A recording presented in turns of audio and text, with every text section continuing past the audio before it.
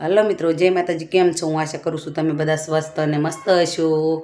તો આજે મેં ખાસ કરીને 10મા અને 12મા વાળાનું જે રિઝલ્ટ આવ્યું છે એ વિચારીને મેં આજે વિડીયો બનાવવાનું વિચાર્યું છે। ઘણા છોકરાઓ 10મું ફેલ થઈ જાય અથવા 12મું ફેલ થઈ જાય તો પોતાની જિંદગી ગુમાવવાનું વિચારે છે। તો તમારે એવું વિચારવાનું નથી।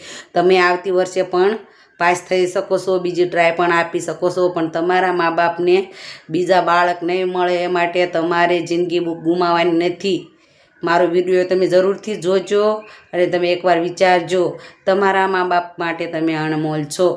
તમારા ગયા પછી પણ તમારા મા બાપને ઘણું બધું સાંભળવું પડે છે। એ માટે કોઈ પણ વિદ્યાર્થીઓને 10મા અથવા 12મા વાળા વિદ્યાર્થીઓએ જિંદગી ગુમાવવાનું ક્યારેય વિચારવાનું નહીં। આ મારો વિડીયો જેટલા જણને શેર કરવો હોય, જેટલો શેર થાય એટલો તમે જાજો શેર કરજો, લાઈક કમેન્ટ કરજો। બધા માવતર માટે દીકરી દીકરા અણમોલ જ હોય। 15 વર્ષના 17 વર્ષના કેવી રીતે થાય એ તમે મા બાપને પૂછી લો। એનો પરસેવો રેડીને તમને મોટા કરે છે। તમને કોઈ હક નથી તમારી જિંદગી ગુમાવવાનો। હું તમને એટલું જ કહેવા માગું છું, તમે બીજી વાર પણ પરીક્ષા દઈને પાસ થઈ શકો છો। તમે 0 માર્ક્સ લાવો તો પણ તમારા મા બાપ માટે તમે હીરો જ છો।